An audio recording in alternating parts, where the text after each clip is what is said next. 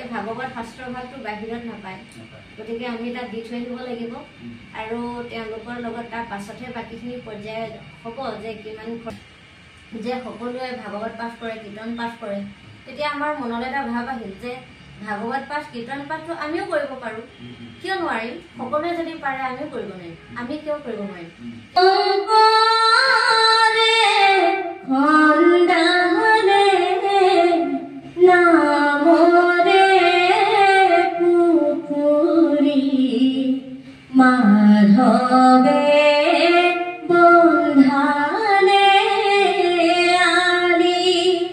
কৃষ্ণ জয় গুৰু শংকৰ সকলোকে ভক্তিভৰা সেৱা নিবেদন কৰিছোঁ আৰু মোৰ কাষত দেখিছে প্ৰতিভা বৰা বৰ্মন এগৰাকীয়ে আমাৰ কাষতে আছে আমি তেওঁৰ লগত কিছু কথা পাতিবলৈ চেষ্টা কৰিম কৃষ্ণই সৰ্বপ্ৰথমতে আপোনাৰ দুখনি অভয়চৰণী সহস্ৰ প্ৰতিভাৰ ভূমিকা জনাইছোঁ সেৱা জনাইছোঁ আৰু অসমৰ ৰাইজলৈ আমি প্ৰতিভা বৰা বৰ্মনৰ কিছু কথা আগবঢ়াবলৈ ওলাই আহিছোঁ আৰু কথাখিনি আমি পাতিবলৈ আৰম্ভণি কৰিম আমি প্ৰতিভা বৰা বৰ্মন এগৰাকী সৰ্বপ্ৰথমতে আমাৰ সান্নিধ্য লাভ হৈছিল যোৰহাট অধিৱেশনত এজন শিবিৰৰ মাজত আৰু আজি আমি তেওঁৰ ওচৰতে আমি কাষতে আহি কিছু কথা পাতিবলৈ যত্ন কৰিছোঁ আপোনাৰ যি ভাগ আপুনি কাম কৰিছিল ইতিমধ্যে সকলোৱে গম পায় যে আইগৰাকীয়ে গুৰুজনাৰ যিখিনি লিখনি সেই লিখনিখিনি দৃষ্টিহীন আইসকলৰ কাৰণে বাসকলৰ কাৰণে নিজেই গৃহতে থাকি তেওঁ প্ৰস্তুত কৰিছে ইয়াৰ আগত আমি ভক্তি প্ৰদীপ ভাগ আমি উন্মোচন কৰিছিলে যোৱাতে নহয় জানো ভক্তি প্ৰদীপ আৰু শংকৰদেৱৰ জীৱনী দুই ভাগ আমি দেখাইছিলোঁ মানে খুব মৰম চেনেহ কৰিছে আৰু আজি আমি তেওঁ গৃহলৈ আহিলোঁ আৰু গৃহত আহি লৈ এই কথাখিনি পাতিবলৈ আৰম্ভ কৰিছোঁ কৃষ্ণ কেনেকৈ আৰম্ভ কৰিছোঁ আমি আচলতে প্ৰথম আমি কৈছোঁৱেই যে চিলাপথাৰ যেতিয়া অধিৱেশন হৈছিল 2023 চনত হৈছিলে গতিকে 2023 চনত যেতিয়া আমি চিলাপথাৰ মানে চিমেন চাপৰিত গৈছিলোঁ তেতিয়া আমি প্ৰথম যি ভাগ উন্মোচন কৰিছিলোঁ কীৰ্তন নামঘোষা প্ৰসংগ প্ৰণালী এই পুথিকেইখনি আমি যিহেতু 2023 চনতে বিয়া পাতিছোঁ আৰু 23 চনত সেইটো সময়ত পতা নাই কাৰণ অধিৱেশন হয় ফেব্ৰুৱাৰী মাহত আৰু আমি বিয়া পাতিছিলোঁ এপ্ৰিল মাহৰ 29 তাৰিখ এতিয়া সেইটো মুহূৰ্তত আমি যেতিয়া কথা পাতি থাকোঁ তাৰ মানে প্ৰথমৰ প্ৰায় মিনিমাম হয়তো 23 বা 22 চনৰ শেষত আৰু 22 চনৰ শেষ মানৰ পৰা আমি আৰম্ভ কৰিছোঁ আমি ফোনত যিহেতু তেখেতৰ লগত সেইটো মুহূৰ্তত কথা পাতি থাকোঁ তেতিয়া মানে আমি ক'লোঁ যে আমি মানে যেতিয়া অনলাইন অনুষ্ঠানবিলাকত দেখিলোঁ যে সকলোৱে ভাগৱত পাঠ কৰে কীৰ্তন পাঠ কৰে তেতিয়া আমাৰ মনলৈ এটা ভাৱ আহিল যে ভাগৱত পাঠ কীৰ্তন পাঠটো আমিও কৰিব পাৰোঁ কিয় নোৱাৰিম সকলোৱে যদি পাৰে আমিও কৰিব নোৱাৰিম আমি কিয় কৰিব নোৱাৰিম কিন্তু ইয়াতে এটাই পাৰ্থক্য যে আমাৰ আখৰটো বেলেগ হোৱাৰ কাৰণে আমাৰ আখৰত নাই কাৰণে আমি চাই পঢ়িব পৰা নাই গতিকে আমি নিজে লিখোচোন আমি তেখেতৰ লগত কথা পতাৰ সময়ত ক'লোঁ যে আপুনি মইতো কথা পাতিয়ে থাকোঁ গতিকে আমি ফোনতে কথা পতাৰ সলনি আপুনি আমাক সময় উলিয়াই কিতাপ ভাগ অলপ অলপ পঢ়ি দিব নেকি আমি ফোনতে লিখিম আমি তেনেধৰণে ফোনতে মানে কথা পতাৰ সলনি মানে তেনেকৈ শুনি আমি লিখিছিলোঁ কথা পাতি আৰু তেতিয়াৰ পৰা আমি আৰম্ভ কৰিছিলোঁ পাছত যেতিয়া আমাৰ বিয়া হোৱাৰ পাছত আমি কি কৰোঁ তেখেতক এটা সময় উলিয়াই ৰেকৰ্ডিং কৰি লওঁ তেখেতৰ পৰা আৰু সেই ৰেকৰ্ডিংটো শুনি পেলাই তেখেতে যিহেতু কৰ্মব্যস্ততা থাকে গতিকে বাকীখিনি সময়ত সময় নাপায় কাৰণে আমি সেই দিনটো তাতে শুনি মোবাইলৰ পৰা শুনি তেখেতে যেনেকৈ কৈছে তেনেকৈ লিখি থাকোঁ আৰু তেখেতে গাই যায় আপুনি লিখি যায় হয় তেখেতে পঢ়ি যায় আমি লিখি লওঁ আমি লিখি যাওঁ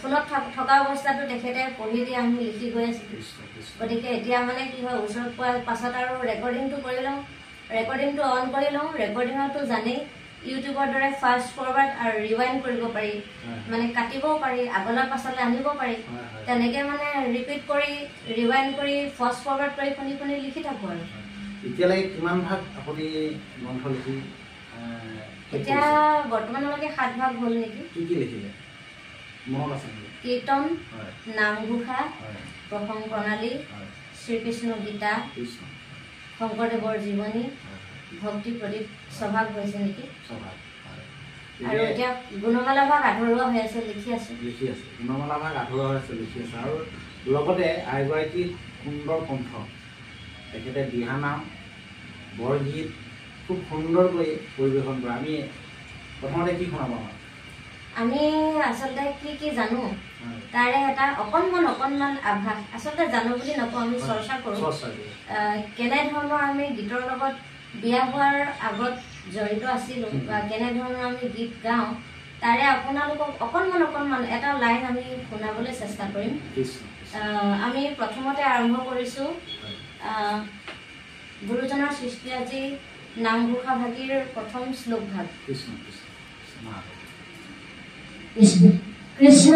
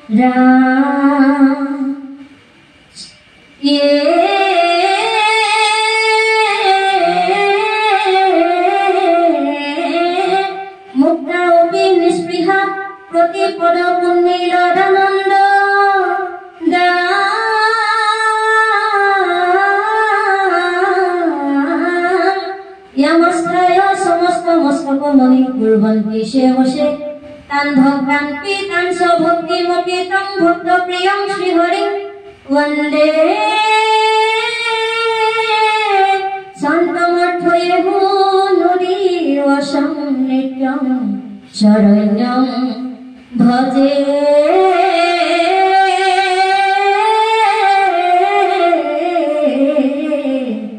हरि राम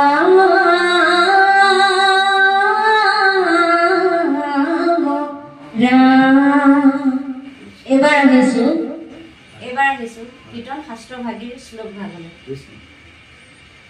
কৃষ্ণায় বাসুদেবায় দেবকী নন্দনায়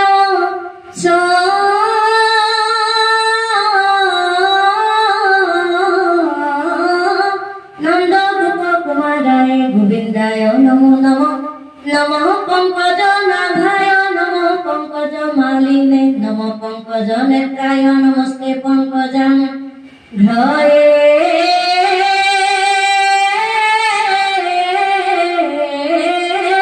वसुदेवसुतं कृष्णं कंसशानूरमर्दनं देवकी हृदयानन्दं कृष्णं वन्दे जगद्गुरुं हरि राम राम मुखं करोति वाचालं पङ्गुं लङ्घयते गिरिं यत्कृपातमहं वन्दे परमानन्द माधवं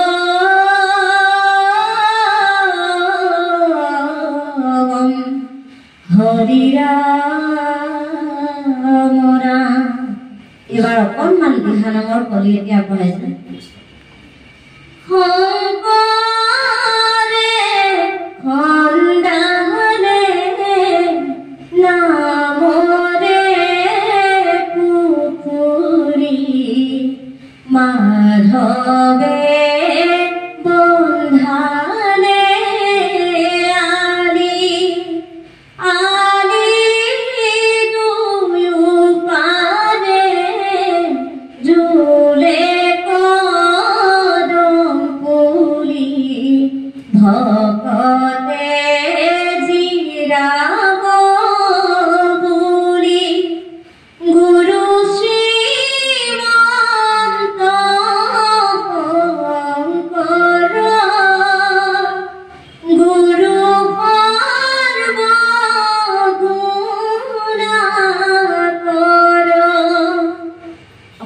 বৰগীতৰ কলি আগবঢ়াইছে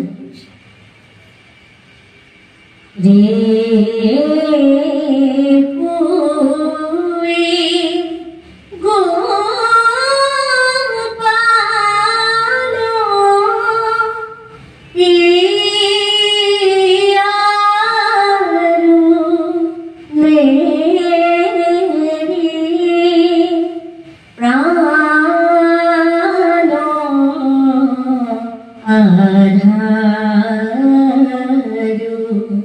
এটি লোকগীতলৈ আগবাঢ়িছো ধন্য ধন্য কলিৰ কাল ধন্য নৰ তনু ভাল ধন্য এই মানৱী জীৱন নিসময়া জালে কৰি মুখে নুবুলিলি হৰি নিসময়া জালে কৰি মুখে নুবুলিলি হৰি কৃষ্ণ নামে নৰৈলি কৰ কৃষ্ণ নামে নৰৈলি কৰ এতিয়া আধুনিকলৈ গৈছো যেতুকা হাতত যেতুকা কমোৱা তোলা জন্ম হিয়াৰে দলি চাকৰমৰ গামোচা মৰমৰ গামোচা দুগালত নধৰে সপোন লাহেকৈ নামিলে পদূলি ওলা সাঁতুৰিলে মন পাখি লাহি গাভৰু মন পাখি লাহি গাভৰু মন এটি ৰাভা সংগীতলৈ গৈছে লগনো কৰি গ'ল যে নহল কোৱা মনৰ কথা মন হিয়াৰ বুকুৰে থোৱা লগনো কৰি গ'ল যে নহল কোৱা এটি বড়ো জনগোষ্ঠীৰ মাজলৈ গৈছো নংখু ফুৰিগল চানানে লাঙনানি বিফাং সায়ায়া নাইখমা সানখমা সাৰসদ বুইলাম্বাই ৰজে সমাসবাৰ গোলাম্বাই মিচিং ঐতিহ্যৰ অকণমান আৰম্ভণি কৰিছো ৰিক্সু পলা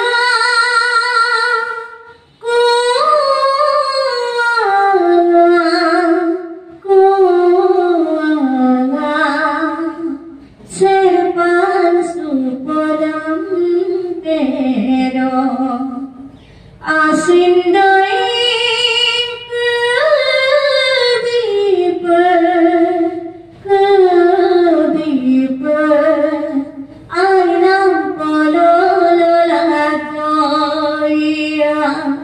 Eure janogosti kepe tula mukubeni ayodi ai homoi sari lamo jago hago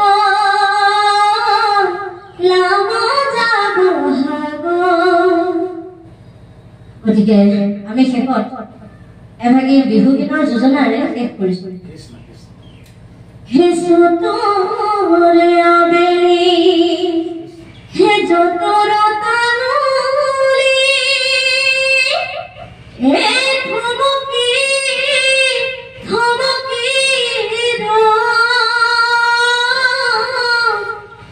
নহৰৰ কলি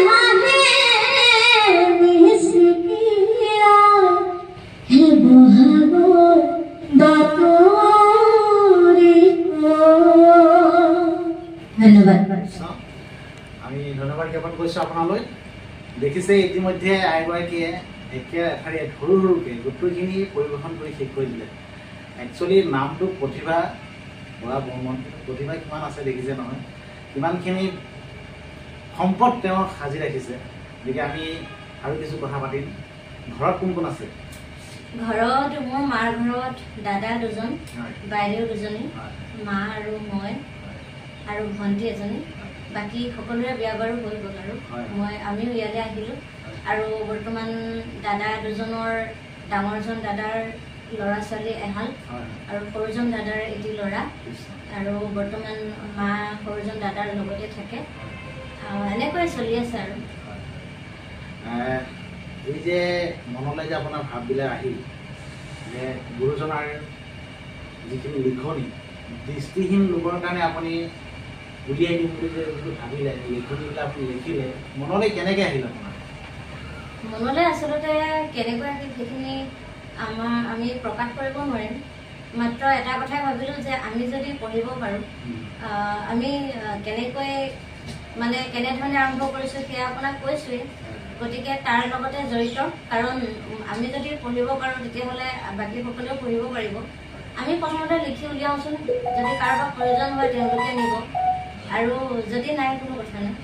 এভাগ লিখোঁতে কিমান দিন লাগে? পুথিভাগ মানে কিমানটা বিষয় আছে, কিমানটা মানে যিটো আমি চেপ্টাৰ বুলি কওঁ। যেনেকৈ এতিয়া কীৰ্তন ভাগত আপোনাৰ 303 ভাগ কীৰ্তন আছে। কোনোবা এটা বিষয়ত 12টা, কোনোবা এটা বিষয়ত এতিয়া প্ৰহ্লাদ চৰিত্ৰ ভাগতে 22টা আছে। এনেকৈ কৰি মানে 303টা যিহেতু কীৰ্তন আছে, তাত মানে আমাৰ 2 খণ্ড হৈছে, 2টা খণ্ড উলিয়াবলগীয়া হৈছে। কাৰণ আমাৰ ব্ৰেইলত মানে আখৰখিনি বেছি হ'লে মানে চিলাবলৈও কষ্ট, পঢ়িবলৈও কষ্ট, আখৰখিনি মৰি যায়। সেই গুটি গুটি যিখিনি আখৰ সেইখিনি মানে ডাঙৰ হৈ থাকিলে আমাৰ পঢ়িবলৈ বেছি ভাল হয়। সেইটো কাৰণে তেনেকৈ সেই 2খনত কৰোঁতে 3 মাহ লাগিছে, এখনত 1.5 মাহকৈ। 3 মাহ লাগি যায়। হয়। আৰ্থিক অৰ্থ কিমান প্ৰয়োজন? অৰ্থৰ বিশেষ মানে কাগজ যদি আমি কিনিবলৈ যাওঁ, এটা পেকেটত 25 খিলা থাকে, তাত আপোনাৰ 210 টকা লয়। আৰু তেনেকুৱা 25 খিলা কিতাপৰ ওপৰত নিৰ্ভৰ কৰিব কিমানটা 25 খিলা গোট খাব লাগিব। আৰু লগতে বাইণ্ডিং কৰে, মানে চিলোৱা আৰু কভাৰ চভাৰ লগোৱা এইবিলাক আছে। গতিকে প্ৰথম কথা যথেষ্টখিনি লাগে। আৰু আপোনালোকে হয়তো আৱাজটো অকণ কম পাব পাৰে, কিন্তু আমি মোবাইলতে ৰেকৰ্ড কৰিছোঁ কথাখিনি। গতিকে আমাৰ কথাখিনি অকণমান আপোনালোকে কাণ পাতি শুনিব, আমি বেছি দীঘলীয়াও নকওঁ, কিন্তু ভিতৰৰ কিছুমান কথা পাতিবলৈ চেষ্টা কৰিছোঁ। কোনোবাই সহায় সহযোগ কৰিছেনে? তেনেকুৱা লিখা মেলাৰ ক্ষেত্ৰত বৰ্তমানলৈকে কৰা হোৱা নাই বাৰু। আমাৰ শ্ৰীমন্ত শংকৰদেৱ সংঘৰ যিটো নীতি আদৰ্শ আপোনালোকে কেনেকুৱা পায়? আমি আচলতে ভাল পাওঁ। এতিয়া যিটো হৈছে সেইটো কাৰণে বেয়া পাইছোঁ, কিন্তু আমি যদি আমাৰ মানসিকতাৰে চাবলৈ যাওঁ, যিখিনি আমাৰ প্ৰকৃত শুদ্ধ অৰ্থত যদি আমি চাবলৈ যাওঁ, যিসমূহ কৃষ্টি সংস্কৃতি আছে, যিসমূহ সংস্কাৰ আছে, সেই সংস্কাৰ আমি অন্যত বিচাৰি নাপাওঁ। কাৰণ গুৰুজনাই কি কৰি থৈ যোৱা নাই। বৰগীতৰ পৰা ধৰি বিভিন্ন সংগীত, নৃত্য, বাদ্য, নাট্য, গতিকে সাহিত্য, সকলোখিনি আমাক অৱদান দি থৈ গৈছে। গতিকে আমি সেইফালৰ পৰা ভাল পাওঁ। কিন্তু এইটো আচলতে সমাজে বা মানুহে কৰিছে, সেইটো কাৰণে আমি সেইখিনি ক্ষেত্ৰত সমাজক দুখ দিওঁ। যিসকলে মানে ঘৃণনীয় কাম কৰিছে, সেইসকলৰ মনোবৃত্তিক লৈ আমি ঘৃণা কৰোঁ। আপুনি শ্ৰীমন্ত শংকৰদেৱ সংঘৰ সংগী হয়নে? হয়। কিমান চনত আপোনালোকে মানে আপোনাৰ ঘৰৰ আগৰ পৰা সংঘৰ নে এতিয়া নতুনকৈ আপোনালোকে সোমাইছে? আমি জনামতে 1969 চনৰ পৰা আমাৰ পিতৃ মাতৃৰ পৰা ধৰি সকলোৱে সংঘত মানে অংশগ্ৰহণ কৰিছে, জড়িত হৈছে। এতিয়া স্বামী কি হ'ল আপোনালোকৰ সংঘৰ? হয়। এগৰাকী শ্ৰীমন্ত শংকৰদেৱ সংঘৰ সেৱক আৰু হাৰে সমজুৱাই গুৰুজনক লৈছে, আৰু তেওঁ নিজেই নিজৰ ফালৰ পৰা নিজৰ অৰ্থ খৰচ কৰি গুৰুজনাৰ প্ৰচাৰ প্ৰসাৰৰ কাৰণে, দৃষ্টিহীন আই বাপসকলৰ কাৰণে তেখেতে নিজেই লিখি এই গ্ৰন্থসমূহ প্ৰস্তুত কৰিছে। আমি ঘৰুৱা কিছুমান কথালৈ আহিছোঁ। আপোনালোকৰ বিবাহ কিমান দিন হ'ল? আমাৰ এতিয়া বৰ্তমান 1 বছৰ 11 মাহ চলি আছে বুলি ক'ব পাৰি। ঘাট প্ৰতিঘাতটো বহুত আছে। আপুনি দৃষ্টিহীন, আপোনাৰ চকুৰে নেদেখে। আপোনাৰ বাপজনে কেতিয়াবা আপোনাক অসুবিধা কৰে নেকি? কিবা খেলি মেলি লগাই নেকি? কথাবিলাক ক'ৰবাত নি ক'ৰবাত সোমাই দিয়ে নেকি? নাই, আজিলৈকে তেনেকুৱা হোৱা নাই। ৰাইজৰ পৰা সহায় সহযোগ কেনেকুৱা পায় আপুনি? ৰাইজৰ পৰা সহায় আচলতে আমি এইটো বেয়া বুলি নকওঁ। যিসকলে যেনেকৈ ভাবে তেনেকৈয়ে লয়। যদি আমাক কোনোবাই ভাল পাইছে, আমি যিখিনি কৰোঁ সেইখিনি ক্ষেত্ৰত আঁতৰি লৈছে, কোনোবাই বেয়া পাইছে আঁতৰাই দিছে। গতিকে গুৰুজনাৰ প্ৰতি আৰু কি কৰা আপোনাৰ ইচ্ছা আছে? গুৰুজনাৰ প্ৰতি আমাৰ বিশেষ চৰ্চা, প্ৰচাৰ আৰু প্ৰসাৰ বা চৰ্চা কৰাৰহে আমাৰ ইচ্ছা আছে। আমি আপোনালোকে শুনিছোঁ কিছু কথা, আপোনালোকে সম্পূৰ্ণ ভাগৱত ভাৱ আপোনালোকে প্ৰস্তুত কৰিবৰ কাৰণে সাজু হৈছে। যথেষ্টখিনি অৰ্থৰ প্ৰয়োজন হ'ব আৰু যথেষ্টখিনি সময়ৰ দৰকাৰ হ'ব। কিমান দূৰ এই কথাখিনি আপোনালোকে আগবাঢ়িছে? আমাৰ মাত্ৰ যিহেতু আপোনালোকে যিসকলে জানে বা যদি এই ভিডিঅ'সমূহ দৃষ্টিহীন ব্যক্তিসকলে চায় তেতিয়াহ'লে গম পাব যে আমাৰ বিশেষকৈ শিক্ষাৰ যিটো দিশ, সেই দিশত আমাৰ যি কিতাপসমূহ যেনেকৈ ছপা কৰা হয়, সেই ছপা কৰা আমাৰ ছপাশাল মাত্ৰ আমাৰ অসমৰ ভিতৰত গুৱাহাটীতে আছে। গুৱাহাটীৰ লতাকটা বৈশিষ্ট্য তাতে আছে। আৰু তাত তেওঁলোকে আমি যেতিয়া যোগাযোগ কৰিছিলোঁ তেতিয়া তেওঁলোকে উল্লেখ কৰিছিলে যে কম্পিউটাৰত লিখি পেলাই কিতাপখন দেখা আখৰৰ কিতাপখন কম্পিউটাৰত লিখি পেলাই যিটো কপি ওলাব, মাষ্টাৰ কপি, সেই মাষ্টাৰ কপিটো তেওঁলোকক দিলে মানেহে মানে আমাৰ যিটো তেওঁলোকে কাগজ খৰচ কৰিব, সেই কাগজৰ খৰচৰ পইচাৰে তেওঁলোকে লিখি উলিয়াই দিব। কিন্তু এনেকৈ নিদিয়ে। এনেকৈ মানে মাত্ৰ তেওঁলোকৰ ক্লাছৰ ভিতৰৰ যিখিনি কিতাপ সেইখিনিহে ছপা কৰি দিব, মানে প্ৰথমৰ পৰা একেবাৰে BA বা দ্বাদশ লেভেললৈকে। গতিকে আমি সেইটো কাৰণে ভাবিছোঁ যে আমাৰ অসমৰ বাহিৰৰ এটা জেগা যিটো আমি জানো কলকাতাত আমি গম পাইছিলোঁ যে তেওঁলোকৰ যিহেতু লিখনিসমূহ বাংলাতে হয়, তাত বেংগলী মানুহ বেছি আছে আৰু বেংগলী আৰু অসমীয়াৰ মাজত কোনো পাৰ্থক্য নাই, বিশেষকৈ ব্ৰেইলিৰ ক্ষেত্ৰত আৰু পাৰ্থক্য নাই। গতিকে আমি তাতে যোগাযোগ কৰিম বুলি ভাবিছোঁ। আৰু তাত যোগাযোগ কৰিবলৈ হ'লে আমি প্ৰথম গৈ পেলাই কিতাপখিনি দিব লাগিব, কাৰণ এই ভাগৱত শাস্ত্ৰৰ ভাগটো বাহিৰত নাপায়। গতিকে আমি তাত দি থৈ আহিব লাগিব আৰু তেওঁলোকৰ লগত তাৰ পাছতহে বাকীখিনি পৰ্যায় হ'ব যে কিমান খৰচ পৰিব, কিমান কপি হ'লে কিমানটো খৰচ পৰিব, সেইখিনি আমি তেওঁলোকৰ লগত পাতিব লাগিব। কিন্তু বৰ্তমান আমি যি কলকাতাৰ যিটো প্ৰেছ আছে সেই প্ৰেছটো হৈছে ৰামকৃষ্ণ মিছন। আমি তাৰ নাম্বাৰ পোৱা নাই, ফোন নাম্বাৰ। যদি পাই যাওঁ আমাৰ অতি সোনকালে আমি যোগাযোগ কৰিবলৈ চেষ্টা কৰিম।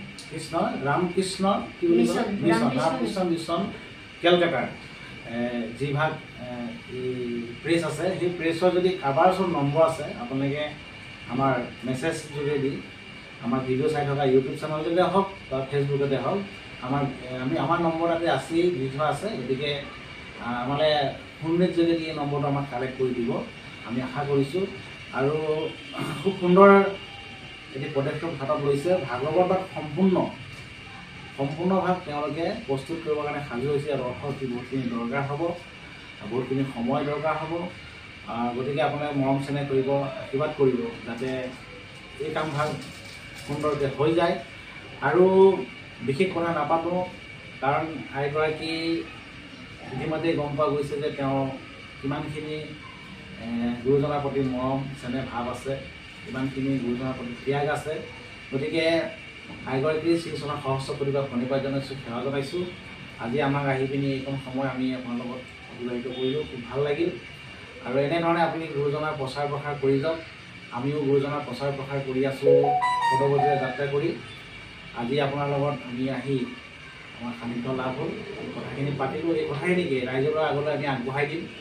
আৰু যিসকলে চাই আছে ইউটিউব চেনেলতে হওক বা ফেচবুক চেনেলতে হওক, আমাক অলপ মৰম কৰিব, চেনেলবিলাক ছাবস্ক্ৰাইব কৰি দিব আৰু যিমানখিনি পায় আপোনাক সহায় সহযোগী কৰিব, মেছেজ কৰি জনাব। আৰু তেওঁলোকৰ বহুতখিনি অৰ্থৰ প্ৰয়োজন হ'ব। এই অৰ্থৰ প্ৰয়োজনৰ কাৰণে আমি কি কৰিব পৰা যায়, কেনেধৰণে কৰিব পৰা যায়, আমি এটা চিন্তা চৰ্চা কৰি আছোঁ। আৰু খুব সোনকালে হয়তো আমি এই কামখিনি আগবঢ়াই নিম।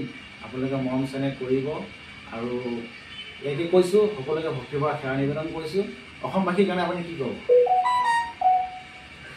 অসমবাসীক আমি কি ক'ম, সেৱা জনাইছোঁ সৰ্বপ্ৰথমে। আৰু বিশেষ যিখিনি আমাৰ মনৰ কথা আছিল আপুনি প্ৰকাশ কৰিয়ে দিছে।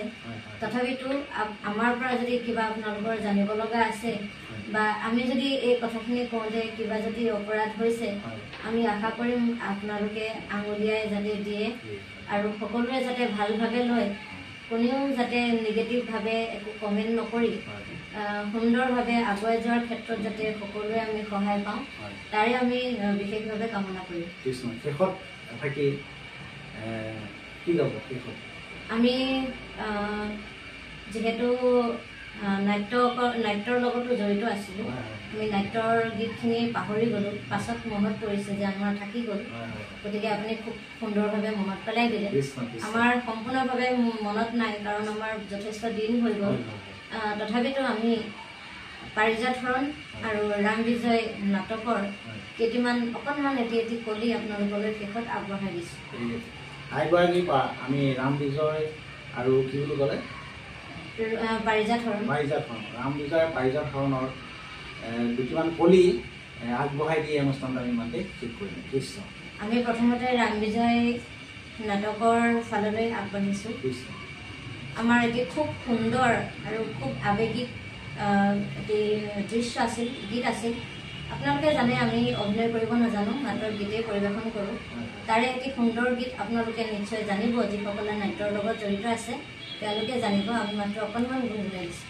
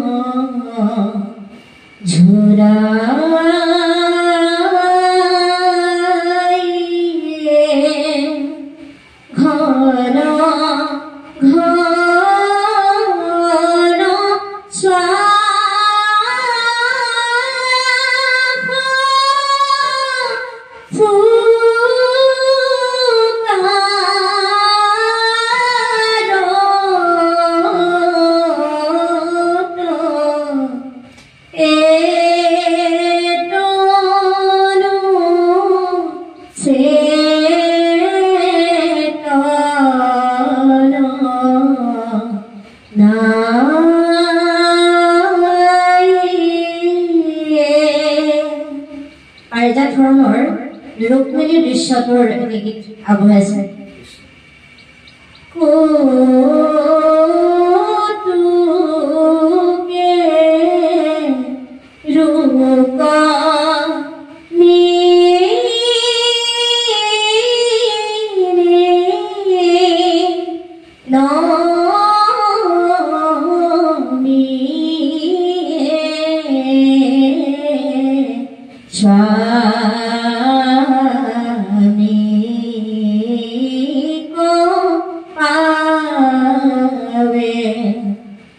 ধন্যবাদ। সকলোকে ভক্তিভাৱ সেৱা নিবেদন কৰি আজি আমি অনুষ্ঠানটো ইমান শেষ কৰিছোঁ। কৃষ্ণ জয়।